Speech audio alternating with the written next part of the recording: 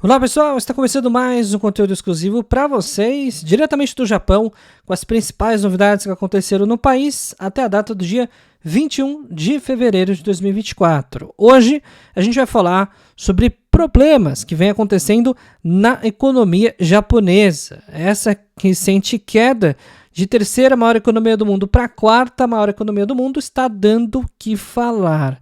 E as explicações são diversas. E hoje, então, você vai entender mais sobre o que está acontecendo com o Japão e também qual que é a perspectiva futura, no curto e médio prazos. E mais informações também já passar para vocês sobre um pouco do que aconteceu pós-terremoto lá na região de Ishikawa-ken, as mais de 75 mil casas que foram afetadas e um pouco do que está acontecendo nesse momento com a população da região e mais informações também sobre um crime que sim, parou o país.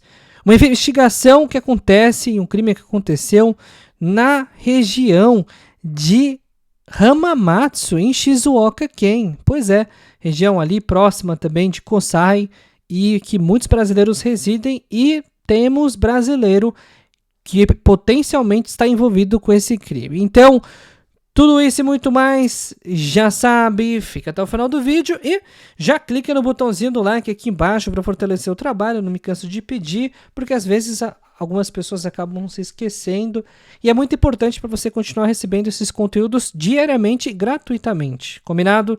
Então, vamos começar aqui pelas três principais causas da recessão atual. O Japão, para quem não sabe, está vivendo uma recessão. Se você não está ciente disso, ou você não mora no Japão, ou você está bem, digamos assim, por fora do que vem acontecendo no país. Então, vamos trazer aqui para a realidade, porque o nosso noticiário traz realidade e não imaginação. Então, o momento atual é um momento de recessão, é uma crise que já vem se arrastando por algum tempo, né? A gente está falando aqui desde o começo da pandemia até agora, e o ciclo econômico está abalado. E tem três motivos aqui que estão fazendo o Japão estar nessa condição e potencialmente isso pode acabar indo cada vez mais para uma situação mais preocupante. Então, o primeiro motivo é o iene fraco. O que tem a ver uma coisa com a outra? Bom, primeira coisa, todos os índices são calculados em dólar. Então, se a moeda local ela cai ou se desvaloriza perante o dólar,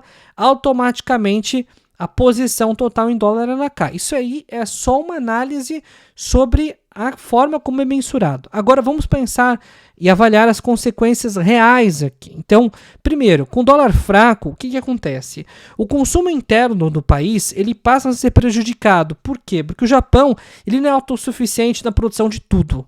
Ele tem sim uma dependência muito grande, por exemplo, na questão de combustível de fora.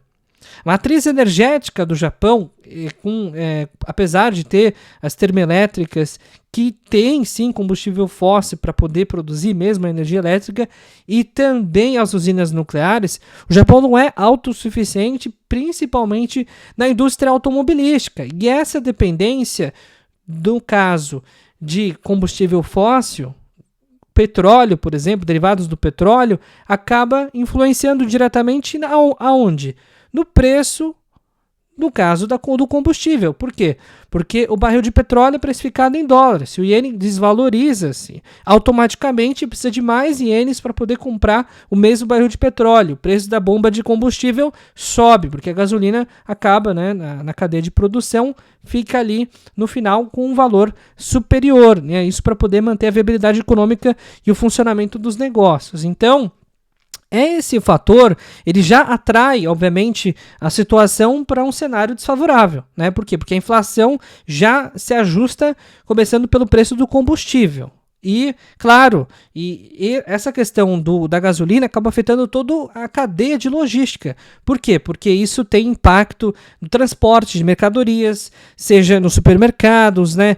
Então tem muitas outras formas de conseguir avaliar e entender por que, por exemplo, apenas um aumento do dólar ou a desvalorização do iene dentro da matriz energética é tão prejudicial para a economia japonesa. E as quedas são sucessivas. 2023, 2022 e agora em 2024, o iene continua despencando, né? Saindo aí de cotado a 107 ienes para $1, agora 150 ienes para $1. E agora a gente vai falar também sobre o segundo impacto, que é a queda da demanda. Mas antes de falar sobre isso, queria passar um recado rápido aí para vocês que estão buscando passagens aéreas do Japão para o Brasil, do Brasil para o Japão. Olha só, uma mensagem importante: os preços estão disparando, então para quem deixou para comprar passagem de última hora, vai acabar pagando muito mais caro, infelizmente. Eu não me canso de avisar aqui, e apesar de defender o trabalho da GSAI, a gente tem que trazer aqui informação também. As passagens entram em uma nova realidade. O preço dos combustíveis nunca foi tão alto na aviação civil e os preços estão sendo repassados para os consumidores. Agora, época de Sakura, com mais de 3 a 4 milhões de passagens na demanda atual do ponto de vista internacional, os preços não param de subir, principalmente para as passagens que são compradas de fora do Japão. Ou seja, quem está vindo do Brasil para o Japão, se preparem, porque o preço que vai ser pago já vai ser bem maior do que aqueles que compraram para poder viajar, por exemplo, no mês anterior. Então, para ter algum tipo de possibilidade de comprar uma passagem ainda num preço aceitável, primeiro, precisa ter flexibilidade e não pode ter datas muito rígidas. A gente entende que muitas pessoas têm que viajar em período de férias escolares e tudo e tal, mas se prepare para pagar mais caro, porque todos têm a mesma restrição. Portanto, quem não tem flexibilidade automaticamente vai pagar mais caro. Então, se você quiser alguma oportunidade de passagem, manda mensagem aqui, DDD 11 930 30 0101. Trabalho que a GSAI é o melhor do mercado, 4.9, avaliação do Google superior a todos os concorrentes, é o menor preço para quem compra passagem do Brasil e também tem o melhor serviço. Então, não perca essa oportunidade, não me canso de falar, há 4 anos consecutivos, carimbo aqui embaixo o trabalho desta empresa. E agora vamos voltar para falar sobre a questão econômica. Mas você ficou fazendo propaganda falando sobre a realidade? Bom, pessoal, esse é o jornalismo independente. Depende dos próprios patrocinadores. Então tem que ter paciência, porque é assim que funciona, né? Não é por assinatura e sim por patrocínio. Então vamos lá, mais informações sobre a questão da queda da demanda. Então, esse é um ponto muito complicado. Por quê? Porque tem a ver com dois fatores, né? O primeiro deles tem a ver com a perda de poder de compra. Então a gente estava falando da questão da gasolina, que aumenta, né, por conta dos fatores de desvalorização da moeda, no caso do iene. Então a mesma gasolina que você pagava, por exemplo, no litro 150 ienes, agora está pagando 190. Então é uma diferença ali de praticamente 20%. E esses 20%, ele deteriora o seu poder econômico, certo? O seu poder de compra, ele é deteriorado. Por quê? Porque por mais que a gasolina tenha subido 20%, por exemplo, o seu salário não subiu 20%. Então, o seu poder econômico, ele acaba ficando mais achatado. E quando você tem menos dinheiro para poder comprar, então por conta da redução do poder econômico, você vai consumir menos. Esse é um ciclo econômico. Então a gasolina está mais cara, não vai dar para encher o tanque toda semana. Então você vai ter que economizar, gastar menos. Então isso acaba desacelerando o consumo. E o PIB é calculado em função do consumo. É o total de riquezas produzidas na economia dentro de um ano fechado. Então 2023, 2022, 2024... Então, dentro dessa lógica, como teve essa questão, obviamente, a perda de poder econômico reduz o consumo. É uma consequência natural e acontece em vários ciclos econômicos. Então, é isso, né? Esse é o segundo fator que, claro, explica também um porquê da crise estar acontecendo nesse momento. E outro fator que eu ligo com a questão do poder de consumo, que é a queda da demanda. E o que é isso? A queda da demanda no Japão tem muito a ver com o envelhecimento da população. Por quê? Porque a gente tem na população japonesa uma pirâmide etária que é muito, digamos assim, envelhecida.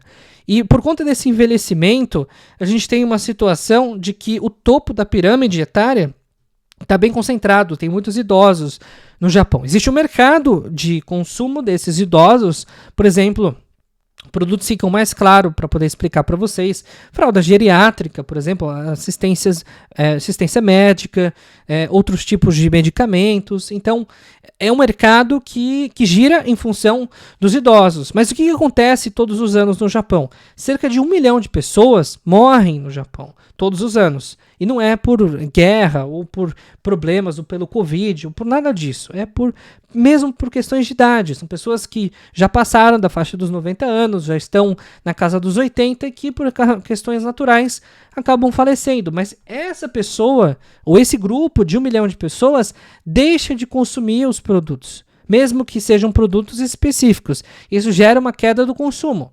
Então, o envelhecimento da população está totalmente relacionado com a queda do consumo, porque a quantidade de pessoas que nascem que poderiam ser potencial ao mercado é insuficiente para repor a quantidade de pessoas que morrem no país, certo?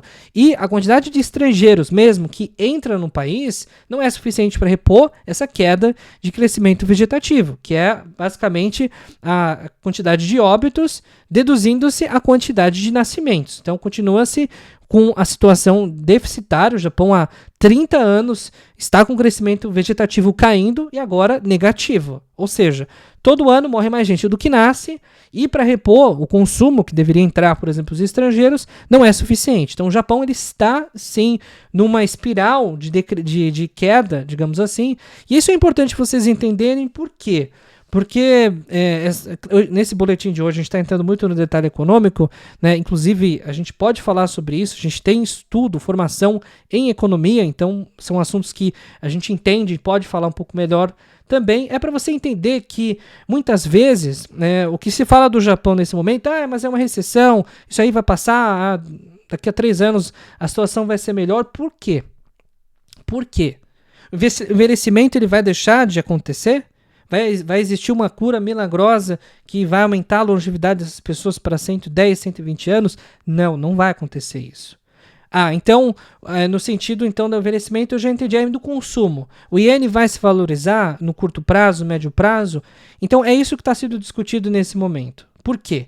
Porque nesse momento a gente vê que a política econômica, monetária também no Japão, não tem feito intervenções. Justamente pelo medo de elevar a taxa de juros básica da economia, que poderia sim atrair investidores externos, mas ao mesmo tempo aumentar a sua dívida interna.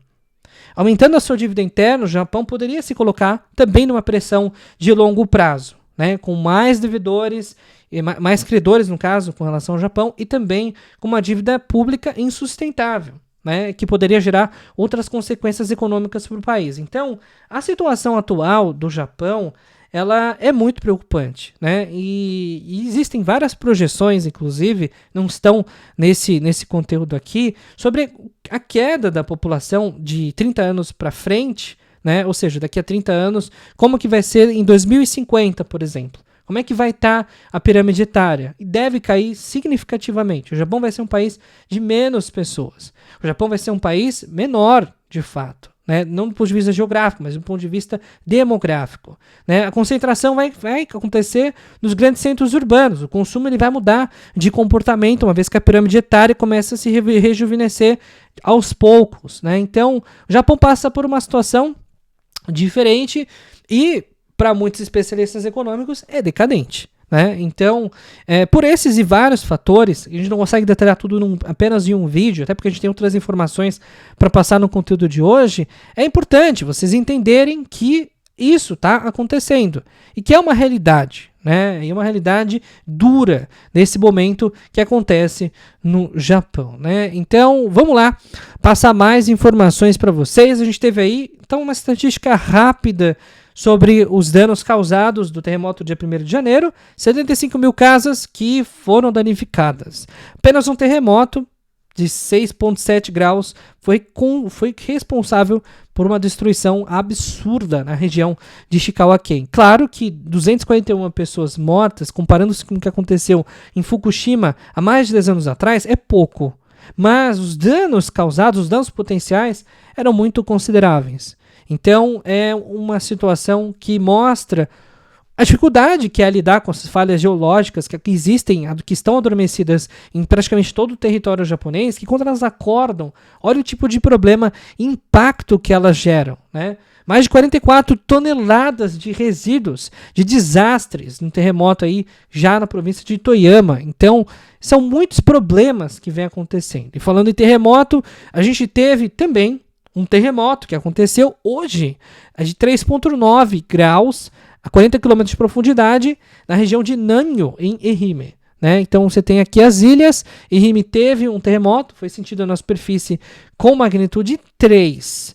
Então você vai receber sempre as notificações aqui, todas as informações sobre os terremotos e na medida que for evoluindo, a gente vai sempre atualizando para vocês diariamente. E agora, uma nota de luto. A gente teve a morte do fundador da Daiso, né? Então, muita gente que foi consumidor, é consumidor no Brasil, é consumidor no Japão. Daiso, pioneira absurda, né, desses produtos, da loja de 100 ienes, 200 ienes, 300 ienes, deixa esse mundo, né, se junta ao mundo espiritual, aos 80 anos de idade, problemas de insuficiência cardíaca, né, então detalhes maiores sobre a morte dele não foram revelados, mas é uma nota muito triste e também, claro, coloca uma mudança, né, dentro dessa empresa e também, claro, dentro desse mercado, né, uma revolução que aconteceu e mudou a vida dos japoneses,